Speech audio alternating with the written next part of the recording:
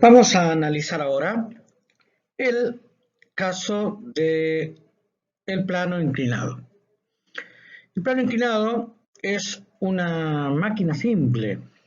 Una máquina es un dispositivo que permite modificar la fuerza, ya sea cambiando su dirección y sentido o aumentando o disminuyendo su valor, a los efectos de conseguir una mayor efectividad o una cosa más práctica.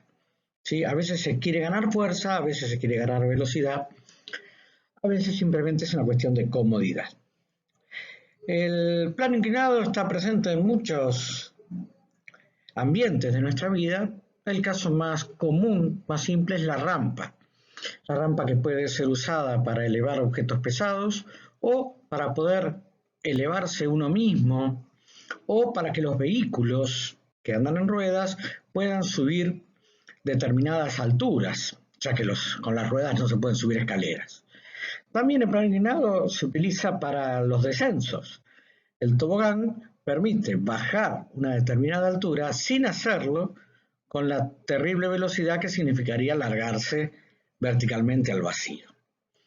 Ejemplos de plano inclinado: en las rampas, la persona que eleva a otras que están en silla de ruedas hasta una altura que se necesita que alcance.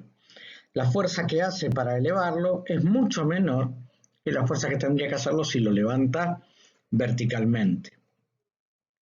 Las rampas, los planos inclinados, tienen distintas longitudes y distintas inclinaciones según el efecto que se quiera lograr.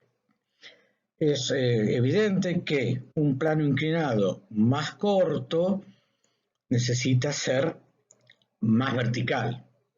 Si lo queremos hacer muy suave, bueno, deberemos tener una longitud mayor. La compensación entre altura y longitud está relacionado con la cantidad de esfuerzo que queremos hacer. Y entonces se busca la solución que resulte más práctica. En un plano inclinado vamos a estudiarlo desde el punto de vista de la descomposición de fuerzas, que es lo que nos interesa a nosotros. Un cuerpo apoyado sobre un plano horizontal soporta un par de fuerzas. En primer caso, soporta el peso, la atracción de la Tierra, que tira de él hacia abajo, hacia el centro de la Tierra. El cuerpo, sin embargo, permanece quieto porque la reacción del plano, la reacción normal, recuerden que normal quiere decir perpendicular, es igual al valor del peso. Si una de las dos fuerzas fuera mayor, el cuerpo tendría aceleración y su velocidad no se mantendría constante. Como el peso y la reacción normal coinciden, el cuerpo no tiene aceleración, ya que ambas fuerzas, además de coincidir en valor, son opuestas y se anulan. ¿Sí? Pero ¿qué pasa si ese mismo cuerpo lo depositamos sobre un plano inclinado? ¿El peso sigue actuando? Sí, el peso sigue actuando. Y el peso siempre es vertical. O sea que el peso siempre está dirigido hacia el centro de la Tierra. En este caso, el plano va también a hacer una reacción normal, pero la diferencia con la anterior, ¿cuál es? Que ahora no va a ser opuesto al peso, sino va a formar un ángulo distinto. La reacción normal, entonces, no va a poder anular al peso. Para anularlo tendría que ser igual y contrario. El hecho de que ya apunte en otro sentido, con otra dirección, ya impide que se lo anule. Esas dos fuerzas, el peso y la reacción normal, dan por resultado una fuerza que impulsa al cuerpo hacia abajo. Esa fuerza paralela a la superficie del plano es la fuerza que lo hace deslizar hacia abajo.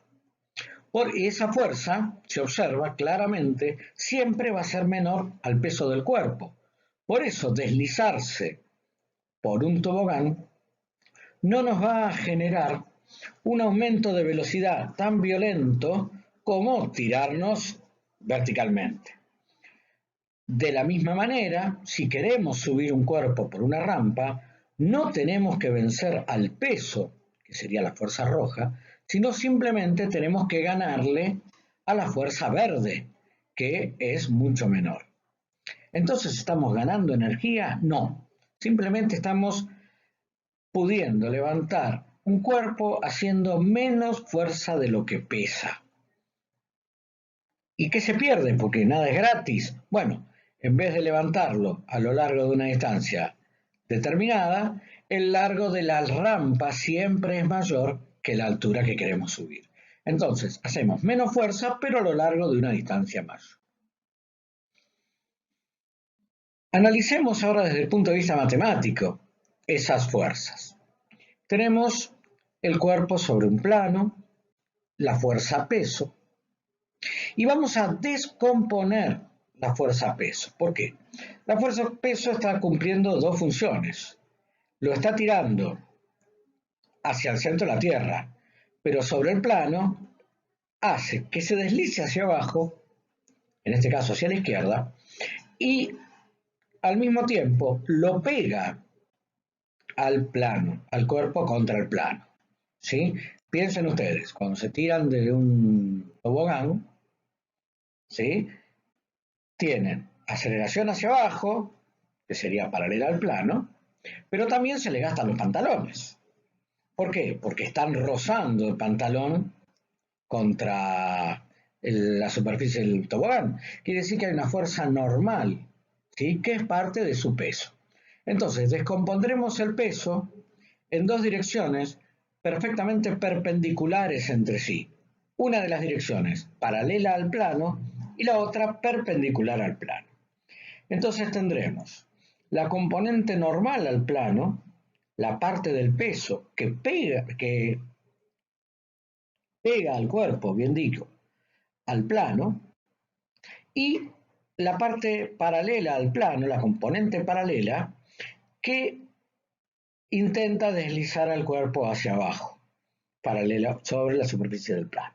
Llamaremos a esa componente normal peso en Y y a la componente paralela al plano peso en X.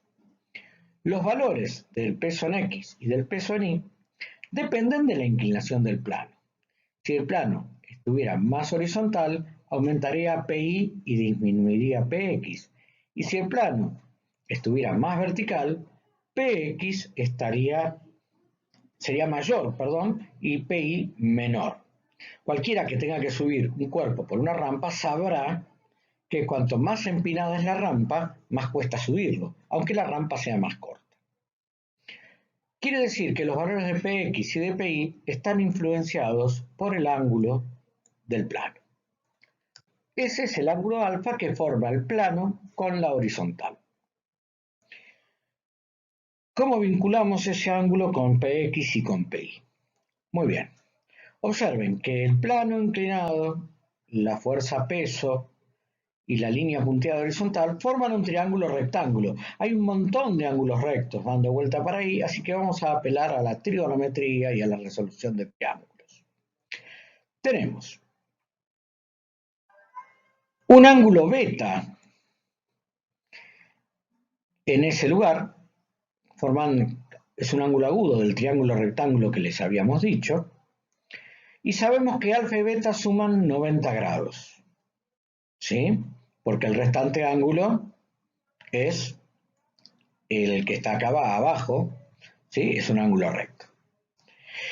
El ángulo beta, ese que está marcado ahí, mide exactamente igual que el ángulo que forman el peso en rojo y la componente paralela en verde, porque son ángulos correspondientes entre paralelas. El vector verde y la línea del plano son paralelos y están cortados por la fuerza peso. Así que tenemos que el ángulo que está ahí arriba también es un ángulo que podamos llamar beta. Y si formamos ahora un triángulo con la componente paralela del plano, el peso, o sea, los vectores verde y rojo, y la línea punteada perpendicular al plano, nos quedaría un triángulo rectángulo, donde el ángulo restante es lo que le falta a beta para llegar a 90, este ángulo que está acá, o sea que ese es el ángulo alfa. Se ubican. Tenemos entonces un triángulo rectángulo donde hay un ángulo alfa, un ángulo beta, determinado por esos vectores. Nos vamos a quedar con el triángulo de la izquierda, porque como es un rectángulo, hay dos triángulos rectángulos iguales dentro de él, determinados por la diagonal. Nos quedamos con el triángulo de la izquierda, cuyo cateto restante mide igual que la componente normal al plano. Ese va a ser el triángulo con el cual vamos a trabajar. Para verlo un poco mejor, lo vamos a girar y nos va a quedar de esta manera. Un triángulo con tres lados, un triángulo rectángulo, un ángulo que es alfa, el otro es beta, la hipotenusa es el peso y los dos catetos son la componente paralela al plano y la componente normal al plano. Ampliemos esa imagen, veámosla un poquitito más grande. ¿Sí? Descartamos el ángulo beta porque no nos interesa el ángulo alfa, que es el ángulo que formaba el plano con la horizontal, y aplicando trigonometría podemos decir que el seno de alfa es igual a la componente paralela al plano sobre el peso, o sea, cateto opuesto, px, sobre hipotenusa, que es p. Y podemos decir que el coseno de alfa es el cociente entre pi, que es la componente, mejor dicho, el cateto adyacente, sobre la hipotenusa, o sea, la componente normal al plano pi sobre p. Si despejamos px y pi de esas dos expresiones, llegamos a las fórmulas que van a ser válidas. Px igual a peso por el seno de alfa y pi igual al peso por el coseno de alfa. Recuerden que algunas diapositivas atrás dijimos que tanto px como pi dependían del valor de la inclinación del plano. Como resumen, estas son las fuerzas que nos interesan en el plano inclinado. El peso del cuerpo, que se descompone en dos. En verde, la componente paralela al plano, llamamos la px, que se calcula como peso por el seno de alfa, que tiene que ver con el deslizamiento del cuerpo por el plano hacia abajo, o con la fuerza que necesitamos hacer para frenarlo o para subirlo. Y en azul, la componente normal al plano, llamada pi, que es p por coseno de alfa, y que tiene vinculación, por ser fuerza normal, con el rozamiento que pueda tener el cuerpo sobre o con la superficie del plano inclinado. Con estas explicaciones están en condiciones de resolver todos los ejercicios de la guía. Hasta luego.